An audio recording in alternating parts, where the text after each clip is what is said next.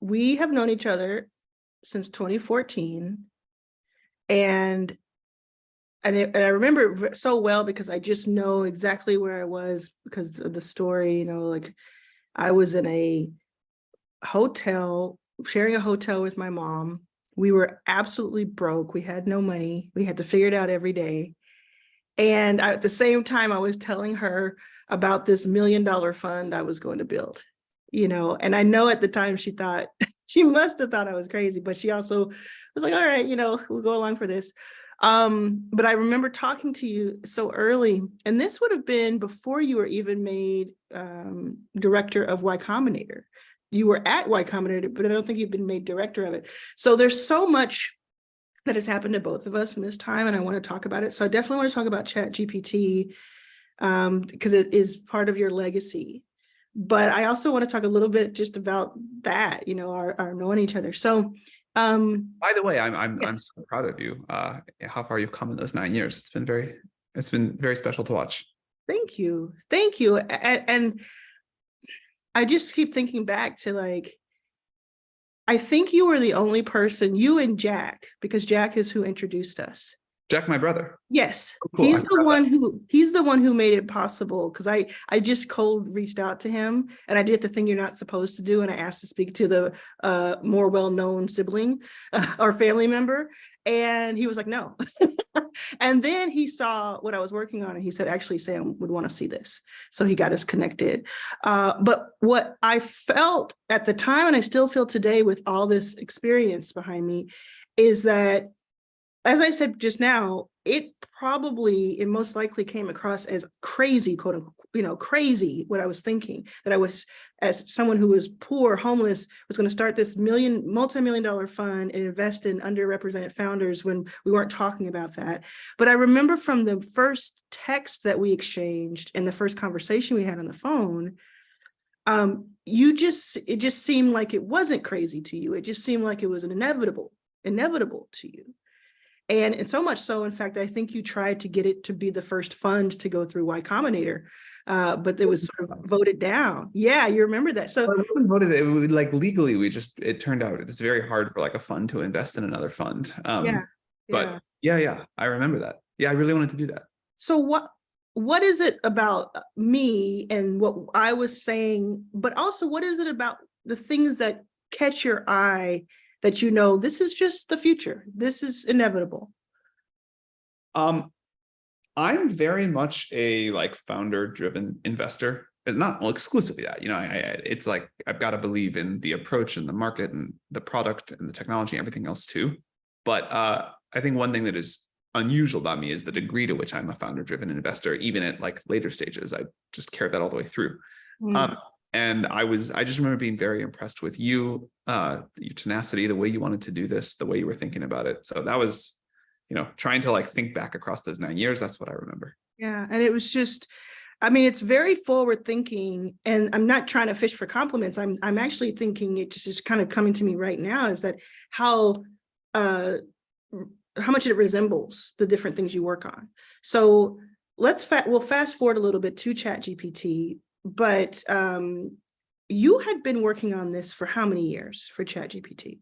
OpenAI? Yes. We put it together in 2015, and the company really started in January of 2016, really got going.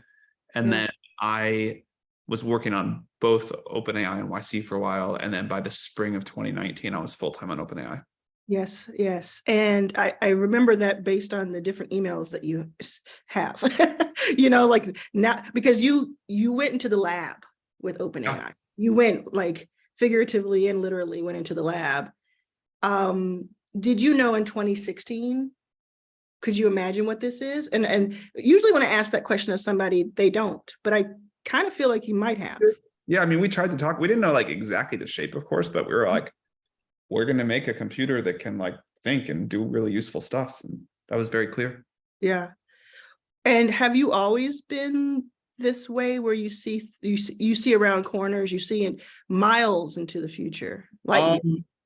No, I think the only thing I do there is try to extrapolate exponential curves better than other people. Mm-hmm. It's explain that a little bit. Those words separated, I understand, but what does that mean to you? Well, in the startup context, it means like you can look at a very small startup that's going to double every 6 months and really wrap your head around what that can be. Mm-hmm. And, also what it takes to be a startup that can double every 6 months. And then in OpenAI context, the field had discovered that there was an algorithm that could learn, and it got better with scale. Mm. And most people are like, okay, well, maybe it can get a little smarter. But I think the interesting thing is to say, well, what if we gave it 1 billion times more compute? Mm. What would that be like? Mm-hmm. And I think most people, I think that's just like, that's really hard for human intuition for some reason. And so it takes like very focused effort to be able to think that way. Mm-hmm. And so do you believe that what we're looking at now at ChatGPT 4 and middle of 2023 is just a small percentage of what we're about to see break wide open? Yeah. What do you imagine your particular OpenAI's particular technology will be able to do a year from now, 10 years from now? Two very different questions. I mean, I hope by like 10 years from now, it's like contributing, it's helping to increase the amount of human knowledge in the world. Like it's helping us discover new science, cure diseases. Mm-hmm. Mm-hmm. And of course, there are people, and I talk to those people every day, who are concerned in a couple of ways. One concern is with bias, and I yell at you all the time about bias. I don't yell at you. I hope I don't yell, but I do mention it a lot about bias. And the other side is just like forgetting bias. It's just like, are the robots going to take over? Yeah. And not just like take over jobs, because that's really important, but like, are they going to take over and tell us what to do and lock us into places? And I feel like you can't know that, right? Unless you really are from the future, which you could. There's like a 20% chance, I think, that you're from robots take over, or that I'm personally that you're from the future. Yeah, for sure. So what do you think about, let's talk about the robots taking over. Like, you've gone around the world recently, and this question has come up over and over and over again. What do you think about that? And does that keep you up at night?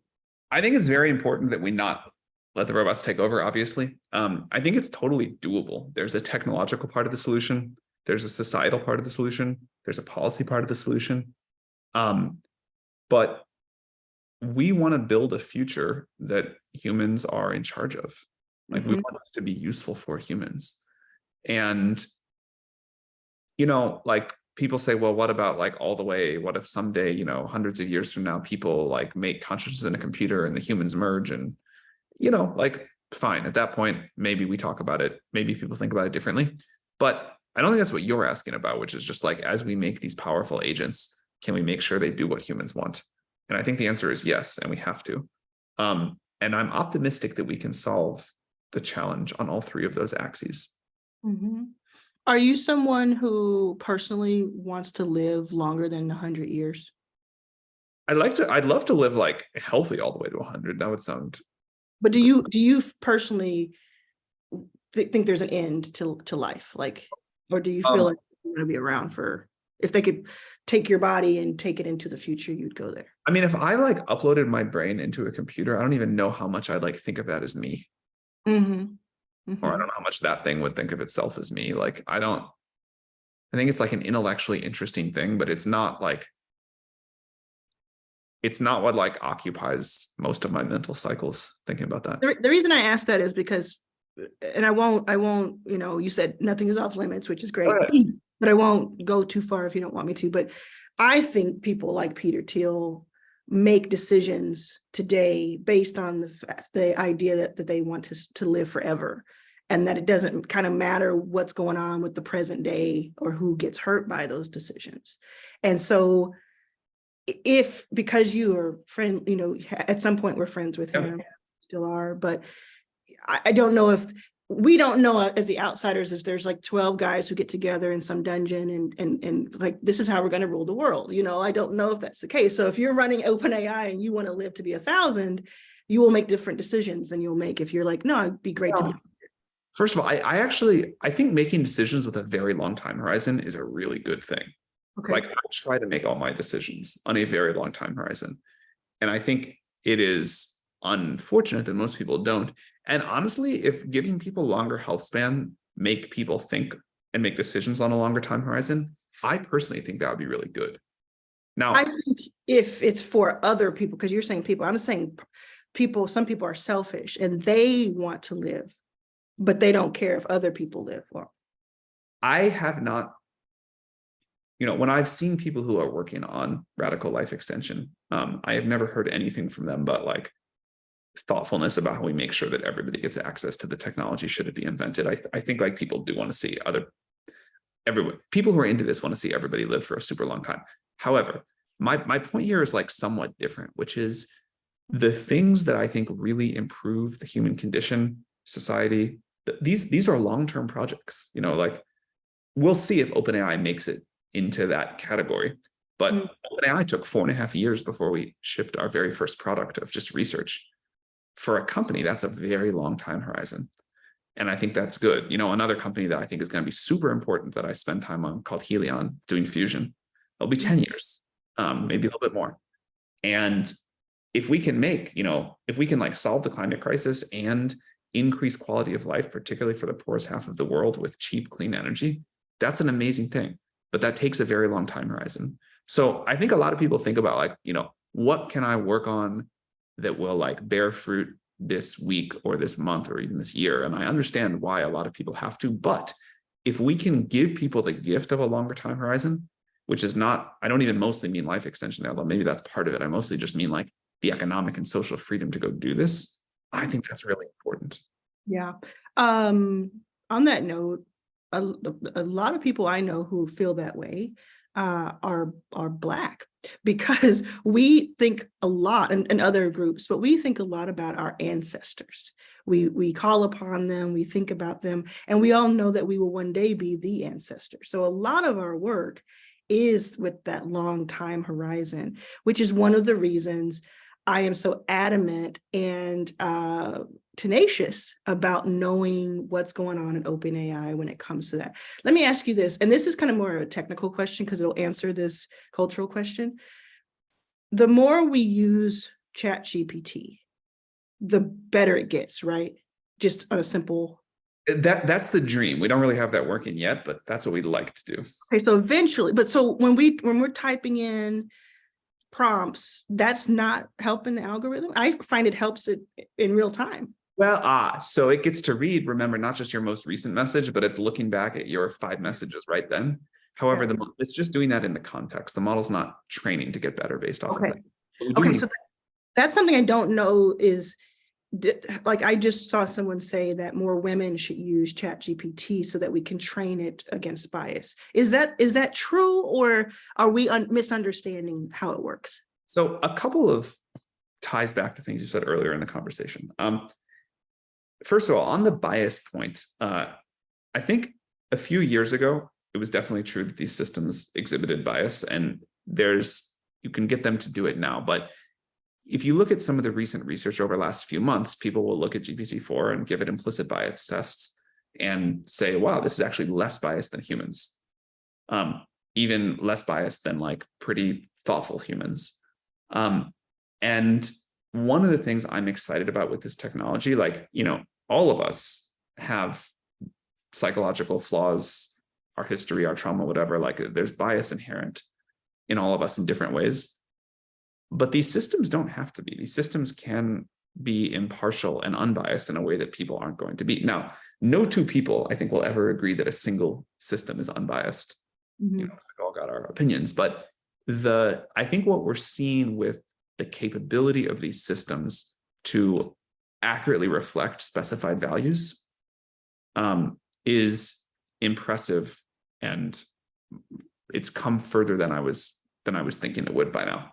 So I think it'll be possible to I think it is now, I would say, likely that these systems can be used as a debiasing force in the world. Societally, whether we choose to use them that way or we want them to amplify biases, that's going to be a different question. But I think it is possible. Second of all, you mentioned like, are there 12 people in some back room controlling the world and deciding what the system says or not? At this point, I'm pretty sure there's not. I think I would have heard about it or seen it at some point by now. But everybody kind of wants there to be, is one of my takeaways. Like everybody wants to believe the conspiracy. You want to believe that there's like adults in the room, that someone else has got a plan, that someone's going to fix it. And there's no adults in the room. There's no secret people who have got this. Like it's up to all of us. And go ahead. Well, I was just going to say, I relate to that sentiment because I remember thinking, and again, it's a lot of people are going to watch this who do not follow me. So I don't want this to be your opinion. This is my opinion. I remember when Trump was president, I remember thinking, I thought that people were going to come out of the wall at the library and they were going to say, oh, just kidding, or we have him under control or whatever. But oh my God, no one's driving this country. No one's driving this world. And so that I did spend a couple of years thinking, oh, there isn't any, shadow people back there, because this is a time for them to show up if it were, for better or for worse. Anyway, I find it incredibly inspiring that there's not. No one knows what happens next. No one's doing the secret planning for the whole world. That's great. Yeah. So you've spoken openly, and I think anybody who doesn't really know you, and I feel like I know you a little better than some people just because I've spent so much time talking to you. I think people might think it's just disingenuous when you say that you do not mind not having ownership of OpenAI. And your response has been, you have plenty of money, you have other investments that you made that will yield more money in the future. Yeah. And this is just kind of like the best seat in the house right now for this innovation. Can you speak a little bit more about that for people who are like, how can he not care? How can he not? Yeah, it's definitely like sometimes I want to take like one share of equity just so I don't ever have to answer this question again. Yeah. Definitely been a surprise to me how much people care about it, but I don't have a ton to add. It's like I've got a ton of other investments that are going to do super well. I already kind of have all the stuff that I want and like can't figure out like way more money than I need. Like if I were like taking OpenAI equity, but sort of signing the giving pledge and saying I'll give it away later, no one would bat an eye. And I basically just like pre-committing to giving it away because it goes to the OpenAI nonprofit. Yeah. I think it's just human nature. You talk a lot about human nature. I think human nature is what's in it for him. If it's not this, even if it is for you to just simply have it to give away, the reverse is interesting. Like for me, for Backstage, I would do anything that was right for Backstage, including not take a penny from it. I would do anything, or including owning all of it, whatever the best scenario is, I would do. So I completely understand why you don't. I don't have the question. I think it's interesting. I wanted people to see your genuine. I don't really have anything to add. Like I get a ton of non-monetary selfish value out of it. I have a ton of money already and plenty more coming. And I think this will be the most important work I ever touch. Like I get the fulfillment of doing something that I think will really matter to the world. Yeah. How do you use ChatGPT and OpenAI in general? How do you use it? The fun thing is like how broad the use cases are. Once, like every few weeks, I'll use it for something that I just didn't think was going to work for, and it works super well. The standard stuff, I use it. I think our new web browsing feature I've been using a lot recently. And I find it a great way to get a question answered that search doesn't quite work for. I use it a lot for summarization. I was on this world tour. I lived on it for translation. That was awesome. Yeah. I use it to help me write when I get stuck. Yeah. And when it says right now, so I use ChatGPT 4, and I just yesterday got the wait list on the API. So I have a couple of chat bots that I use to help people write their own headlines or do certain things. But it says, as of September 2021, which I'm going to get on a t-shirt. I have to, because I see it so often. What you're talking about, the web browsing. So how do you use the web browsing? And then when does that change? When does that September 2021 change? Web browsing goes off and searches real time, which is part of why it's useful. So it knows whatever's on the web as of today. I don't know the exact date when we'll do the knowledge update, but hopefully not too long. It's definitely embarrassing at this point. How does that work? I mean, what goes into, I'm assuming you're working on it right now. So what goes into changing that date? Because it's now part of our lexicon. It's part of what we know if we've been using it. We have to collect a new data set and then train the new model. Okay. But we just have a lot of other competing priorities all the time. That's the tough part. What's your number one priority, do you think, just for you and the group? Making the smartest model we can. I think everything else flows from that. And then I've wondered this for 9 years. I kind of know the answer, but I want to hear it from you. What do you do for fun? I hike, I hang out with my friends. I do enjoy working a lot. But yeah, I mean, I think like the same things that other people like really like I love to like spend time with people I love. I'd love to be in nature. You know, they're like I definitely have like some adrenaline junkie stuff, like love to race cars, but don't do that much. Oh, really? I think that's surprising. I wouldn't have guessed that. So you like racing cars. Do you like jumping out of planes and things like that? No, not really. No, nothing that would kind of be super dangerous, but something that's kind of fun. But again, like hanging out with friends and like being in nature. Off the list. And I'm going to ask you a topical question that's going to be outdated very soon, but I must since you're here.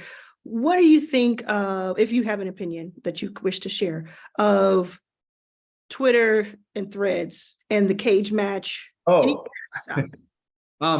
would you be at the front row of the cage match?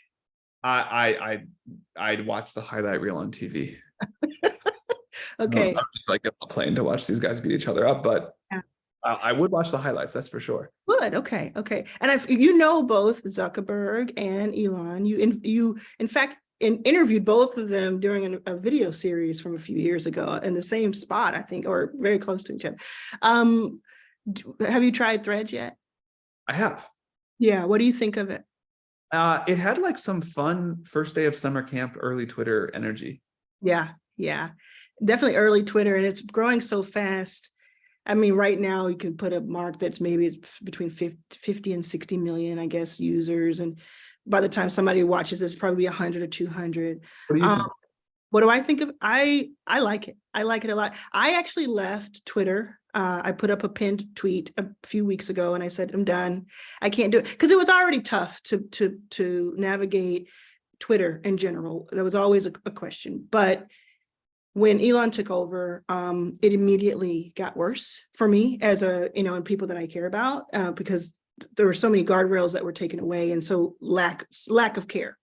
And so I put up this, away message a while ago. But Twitter, I've been on for 15 years. It's where I met so many people. It's where I met my wife. It's where I met so many people, who work at Backstage and who put together Backstage and support.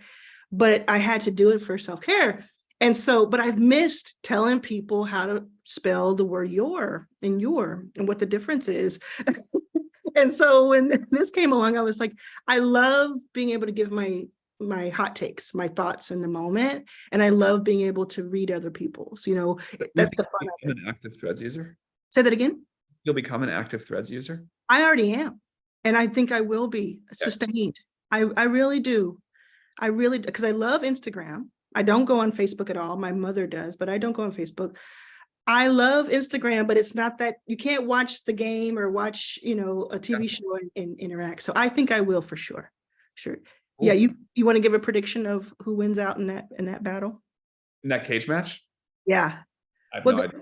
Okay. What about the cage match between Threads and Twitter? Even less of an idea. Truly. Well, I guess you're kind of in a tough spot because you're friendly with both, right? Well, I just haven't. No, if I thought I had an idea, I'd give you a prediction. Like, I think people seem excited about Threads. I've only used it like once. I want to spend more time with it this weekend. Yeah. And, like the Twitter brand and network is like tough to overcome. On the other hand, Facebook has some unfair advantages there. I don't know. Mm-hmm. Do you, is there anything that you feel like you haven't done as we close out? Of that you course. want to do? I mean, I'm sure there's a lot you haven't done, but anything that you haven't done, but you want to do, you want to accomplish. Well, we still got to go build safe AGI. Mm-hmm. And it's going to take more than you, right? It can't just be you and your company. Yeah, Who is in charge of that? Who should be concerned about that?